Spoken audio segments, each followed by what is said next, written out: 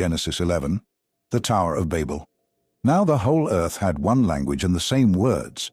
And as people migrated from the east, they found a plain in the land of Shinar and settled there. And they said to one another, "Come, let us make bricks and burn them thoroughly." And they had brick for stone and bitumen for mortar. Then they said, "Come, let us build ourselves a city and a tower with its top in the heavens, and let us make a name for ourselves, lest we be dispersed over the face of the whole earth." And the Lord came down to see the city and the tower which the children of man had built. And the Lord said, "Behold, they are one people, and they have all one language, and this is only the beginning of what they will do. And nothing that they propose to do will now be impossible for them. Come, let us go down, and there confuse their language, so that they may not understand one another's speech."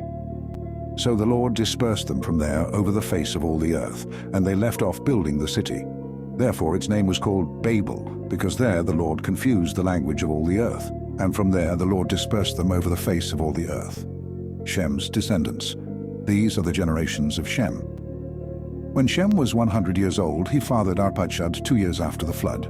And Shem lived after he fathered Arpachshad 500 years, and had other sons and daughters. When Arpachshad had lived 35 years, he fathered Shelah. And Arpachshad lived after he fathered Shelah 403 years, and had other sons and daughters. When Shelah had lived 30 years, he fathered Eber. And Shelah lived after he fathered Eber 403 years, and had other sons and daughters. When Eber had lived 34 years, he fathered Peleg. And Eber lived after he fathered Peleg 430 years, and had other sons and daughters. When Peleg had lived 30 years, he fathered Reu. And Peleg lived after he fathered Reu 209 years, and had other sons and daughters. When Reu had lived 32 years, he fathered Serug. And Reu lived after he fathered Serug 207 years, and had other sons and daughters. When Serug had lived 30 years, he fathered Nahor. And Serug lived after he fathered Nahor 200 years, and had other sons and daughters. When Nahor had lived 29 years, he fathered Terah. And Nahor lived after he fathered Terah 119 years, and had other sons and daughters. When Terah had lived 70 years, he fathered Abram, Nahor, and Haran, Terah's descendants. Now these are the generations of Terah. Terah's fathered Abram, Nahor, and Haran fathered Lot. Haran died in the presence of his father Terah in the land of his kindred, in Ur of the Chaldeans. And Abram and Nahor took wives.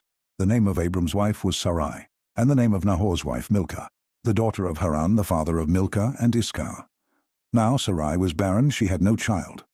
Terah took Abram his son, and Lot the son of Haran, his grandson, and Sarai his daughter-in-law, his son Abram's wife. And they went forth together from Ur of the Chaldeans to go into the land of Canaan, but when they came to Haran they settled there.